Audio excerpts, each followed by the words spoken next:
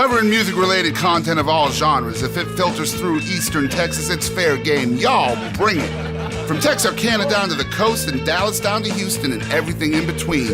We are ETX ROCKS! Hit the brakes! Cut!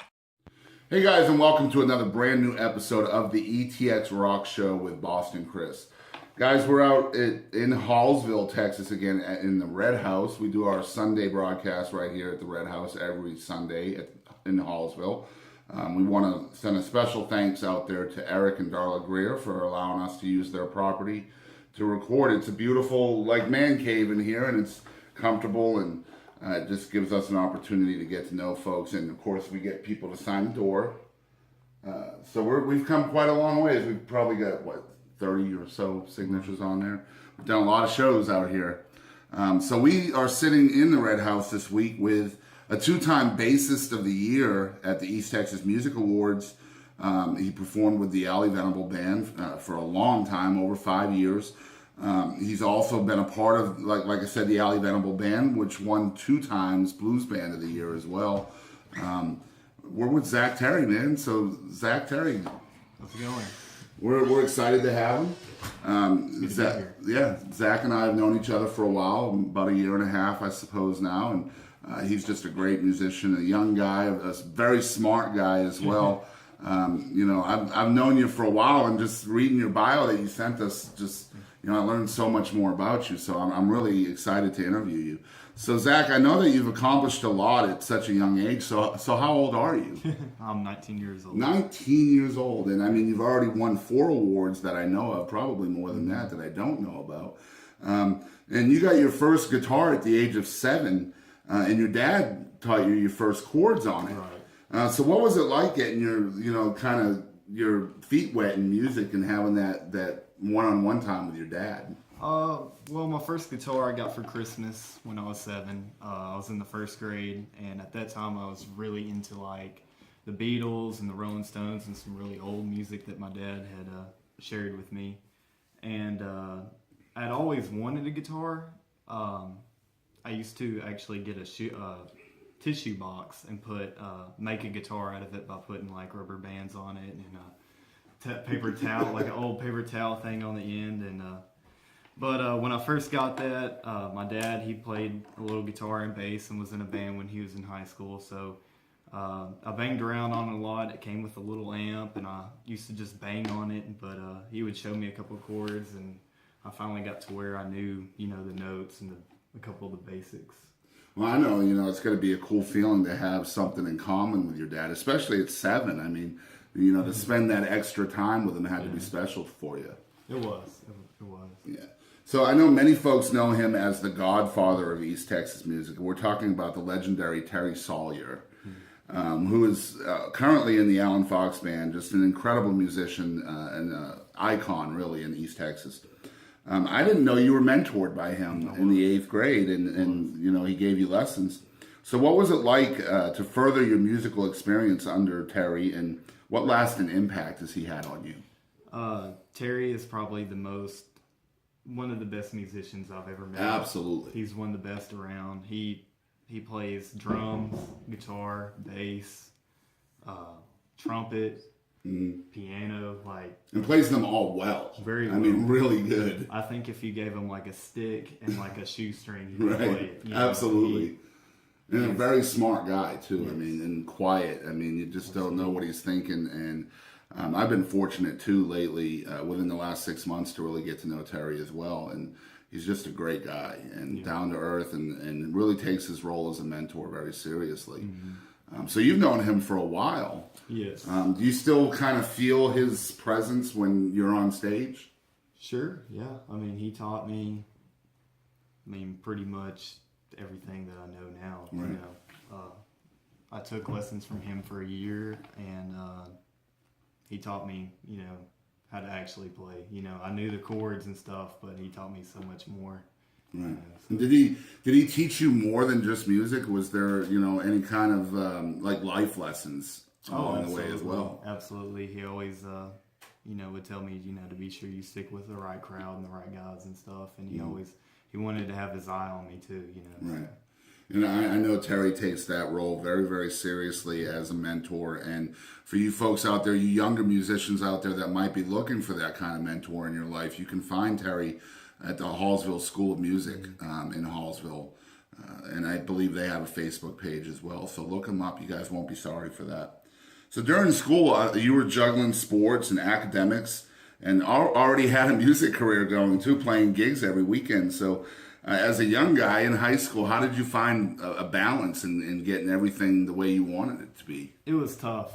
Didn't have any free time. A lot of people say that music can get them into trouble. I'd say the opposite. It's kept me out of a lot of trouble. Right. I didn't have time to go get into trouble. So I played football in high school, basketball and baseball, and I also dabbled in golf and track.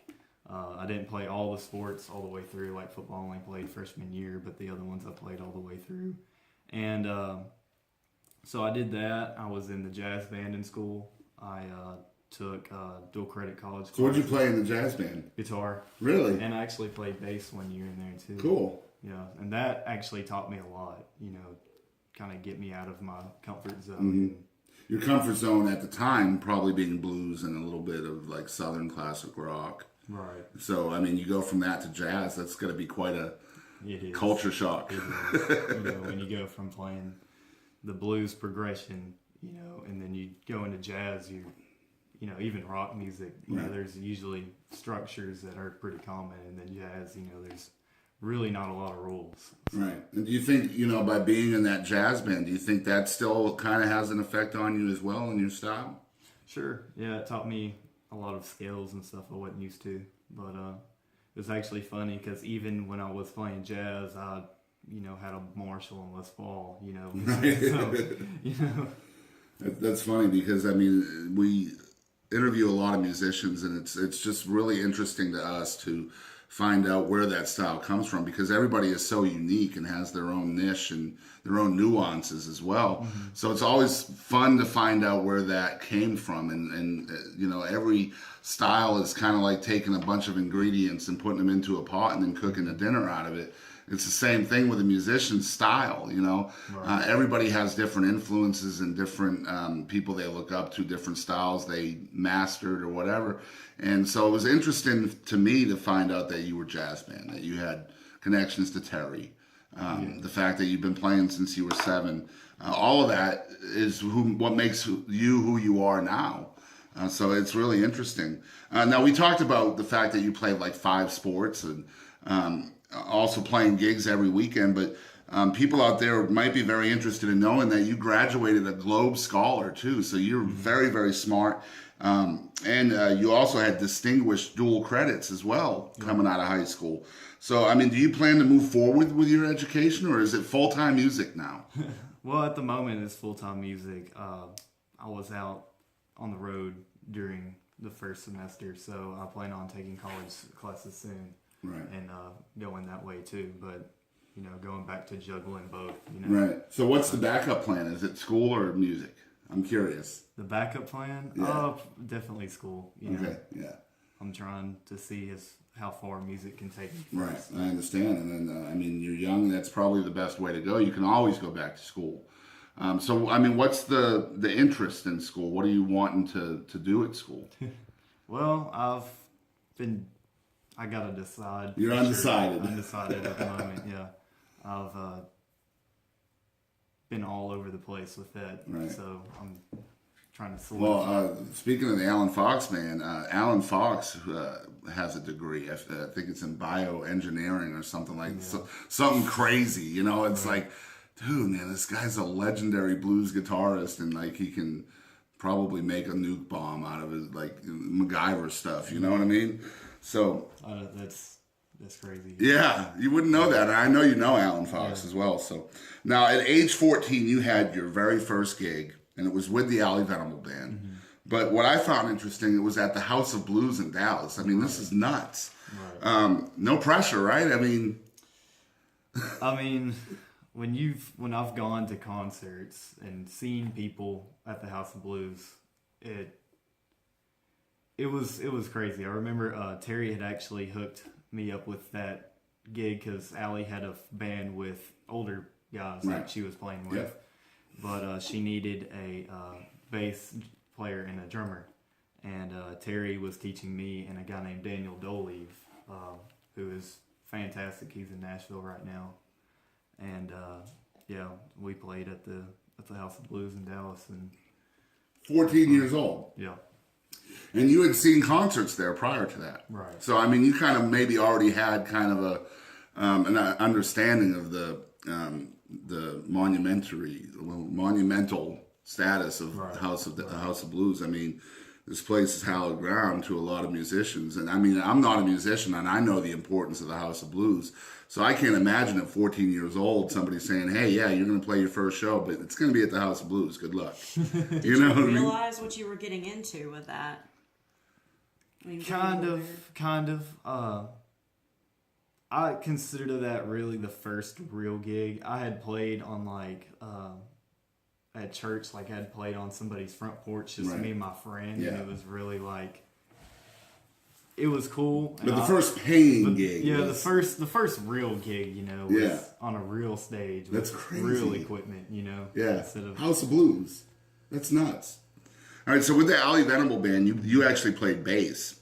Again, two-time bassist of the year. You recorded 2 albums with them. You won 2 Blues Band of the Year awards, 2 Bassist of the Year awards. This was all at the East Texas Music Awards.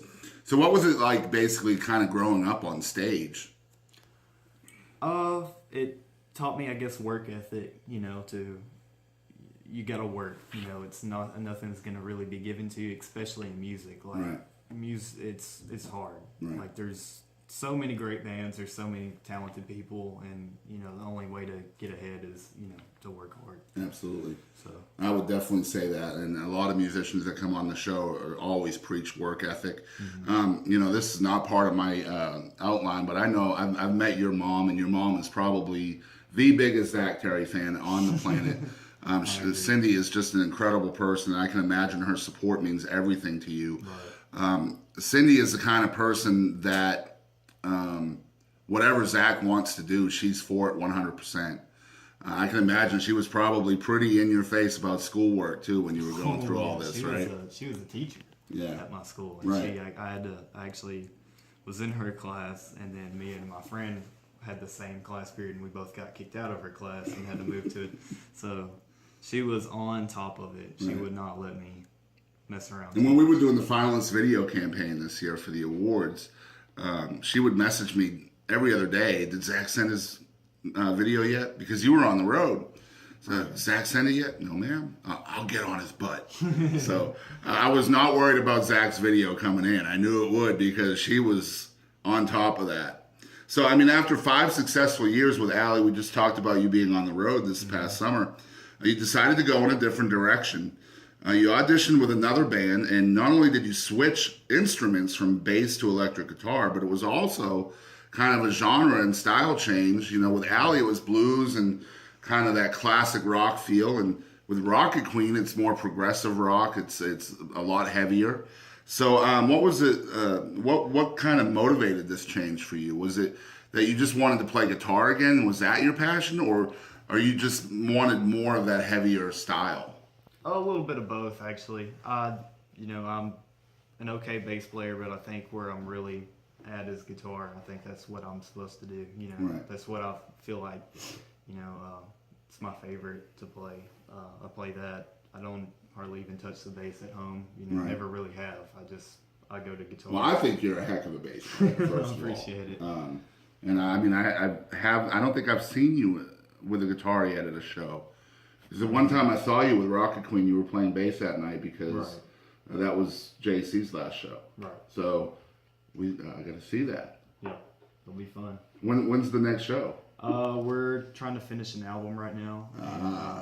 Videos, new promo. I mean, just all kinds of stuff Very that cool. we're doing. So we should be hitting it very soon, though. Very soon. And I know Rockett Queen's kind of gone through some changes, not just with you, but I mean they've kind of replaced 50% of the band with you and Scotty coming. Is Scotty now the full-time bassist again, or?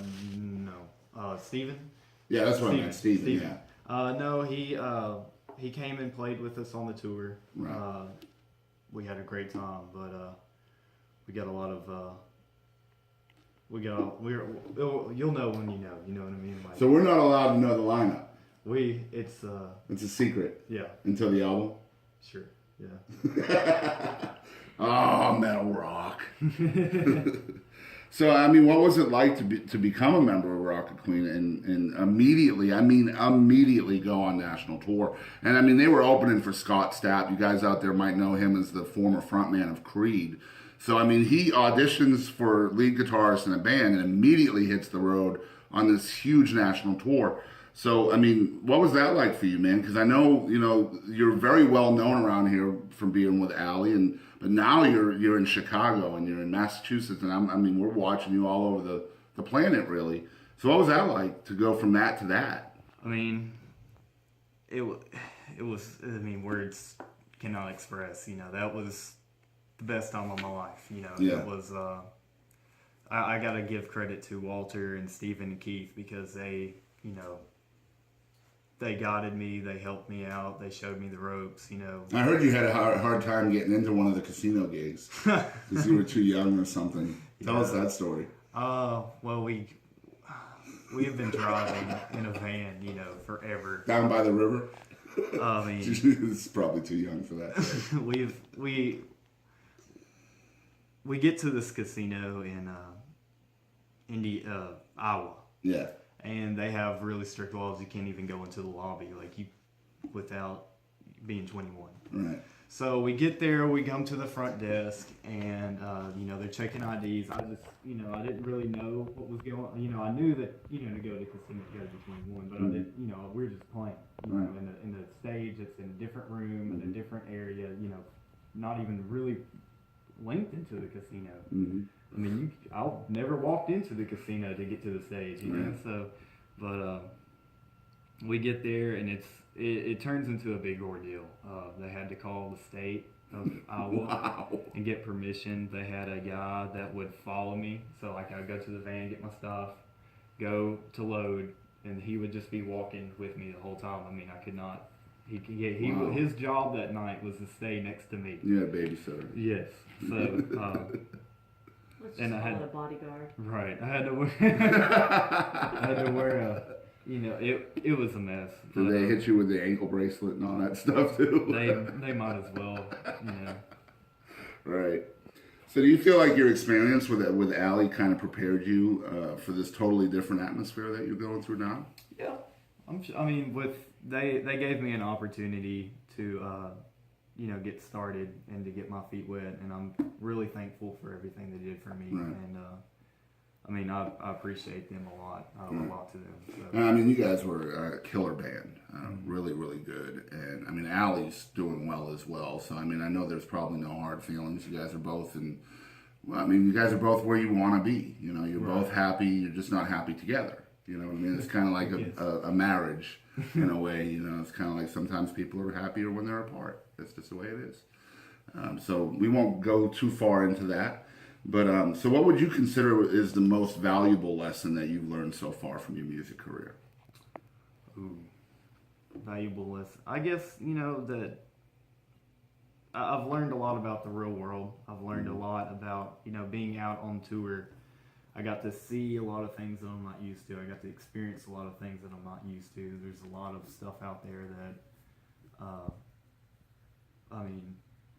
I've never seen, and to get to see things for, how other people live, and, you get to learn a lot about yourself when you do that. Absolutely. So, we're going to do rapid fire, but we're going to take a short commercial break, and we'll be right back with Zack Terry, Rapid Fire. This is Katie Kennedy, the owner of the Liberty Bell located in historic downtown Nacogdoches. We would like to invite you to come on down for our live music, our extensive menu, including our brunch menu available on the weekends, and excellent service. We're open every day of the week except for Monday. We've got live music every day and drink specials. So we'd love to see you in Nacogdoches. Come on down, tell them Katie sent you. All right, so we are back with Zack Terry, and we're going to do Rapid Fire with Zack. We've told Zack a little bit about Rapid Fire, but we have not told him what questions he has to answer or what's going to happen if he doesn't answer in 90 seconds. So what happens is if he doesn't answer in 90 seconds, his hair will catch on fire, and he really likes his hair. So this is Rapid Fire with Zack Terry. You ready, Zack? I'm ready. All right. So would you rather Netflix or Hulu? Netflix. All right. Would you rather have a 60s or 70s band show up now and be around now to watch and enjoy? Or would you rather send a modern band that maybe you don't like back to the past? I'd like to bring one from the 60s and 70s. All right. back. All right. So would you rather have a job that you absolutely love but you get paid very little, or would you rather have a job that you hate with very high pay? Get paid little, job I like. All right. Would you rather be a master in every single instrument or have pitch perfect voice? I guess a master in every instrument because I can't sing. All right. So if you could listen to one song for the rest of your life, what would it be? I don't know. Okay. Would you rather MTV or VH1? VH1. All right. Would you rather perform at the Burning Man Festival or the Coachella Music Festival? Coachella. Okay. Would you rather party like a rock star or party like a college kid? Neither. All right. Would you rather have a giant pimple while pursuing an acting career, or would you rather pass gas in front of the president? I think it'd be way cooler to pass gas in front of the president. I agree. It's depending on who's president, of course. So would you rather your life narrated by Morgan Freeman, or would you rather constantly have background noise playing? I guess Morgan Freeman's the way to go, right? I would think so. We were talking about that earlier. It's kind of like Boston has woke up. What? You're wasting his time. I'm wasting whose time? No, he's good. We came in at like 70 seconds. His hair is fine. I mean, you can see that. So, Zack, tell us where people can find. I mean, I know Rocket Queen is working on an album. Do you know when that's going to be ready? Hopefully by the spring. By the spring. So we will have to have you guys on the show to promote that. Absolutely. I'll get with Walter on that. And we're also going to talk to Walter about possibly maybe putting one of the songs from Goodnight California on this episode as well. Okay. Maybe he'll let us do that.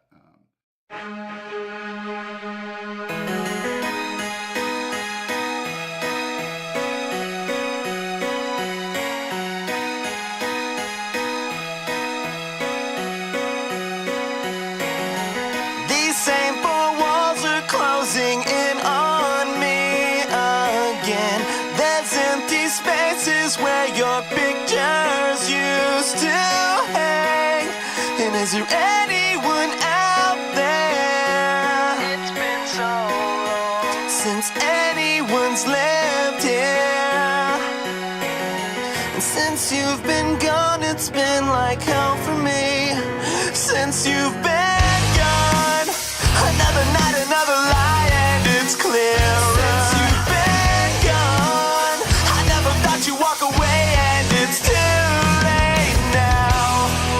'Cause no matter how hard I try, I'm empty inside, and I just wanna feel you again.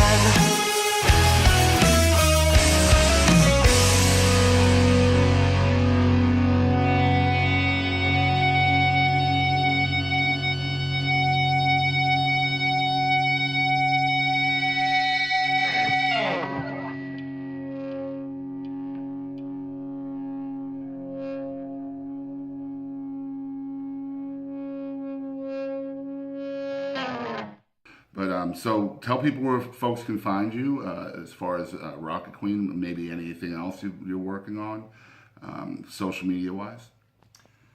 You can find Rockett Queen, I think, almost everywhere.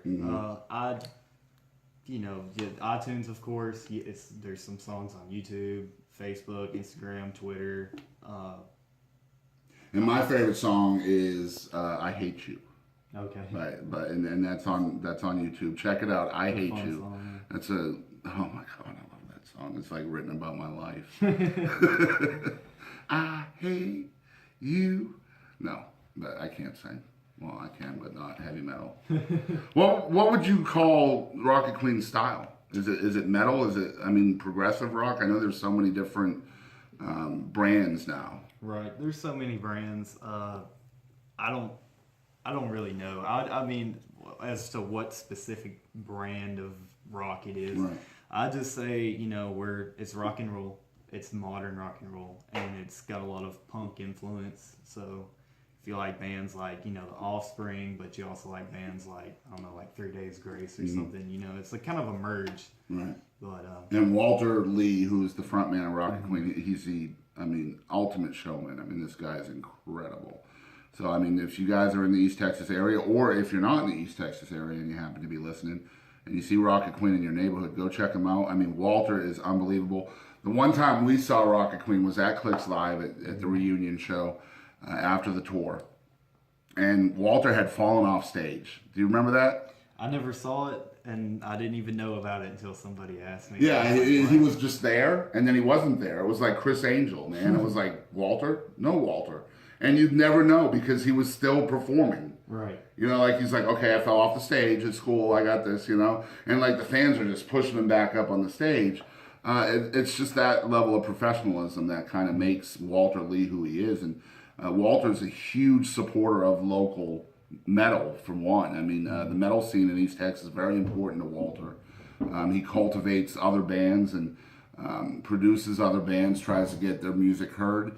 If you don't know who Walter Lee is, you guys need to look him up out there. He's just an incredible guy. And so he's kind of taken you under his wing now as well. So tell me about your relationship with Walter and how that's kind of cultivating your career now. Walter is a great singer. He's a great songwriter. He's a great guitar player. He's a great producer. As far as music, he can do it all. Yes. He's really good. I know he's working with a couple other bands right now, like Panic Device. Yep. I've heard some of the stuff that he's doing with Panic them. Device is incredible too, man. The new album that they worked really good together. It's gonna be a good record for sure. Yeah. And again, you guys out there, if you're looking to follow Rockett Queen, they are on Facebook. You got to remember Rockett Queen is with 2 T's, ROCKETT, Rockett Queen, on Facebook. They're also on Instagram. They're also on Twitter. I know those 3 for sure. I believe y'all have a website as well, don't you? RockettQueen.net. RockettQueen.net, not .com. I made that mistake. And you can go to RockettQueen.net to get their album. It's called Goodnight California, which was released, I think, early last year, or maybe it was the middle of last year. I'm trying to remember when I spoke to Chaz about that, but it was last year. I know that, and I know Rockett Queen's been around for a while, but this was their first international release. It's a kick-ass album. Sorry, Nathan, but it's true. So you guys make sure you check out Zack and Rockett Queen. See him in person. Follow him on the internet, on social media, at Facebook, Instagram, Twitter, for sure, those 3. RockettQueen.net. Pick up Goodnight California. Remember to keep on supporting local music, and ETX rocks.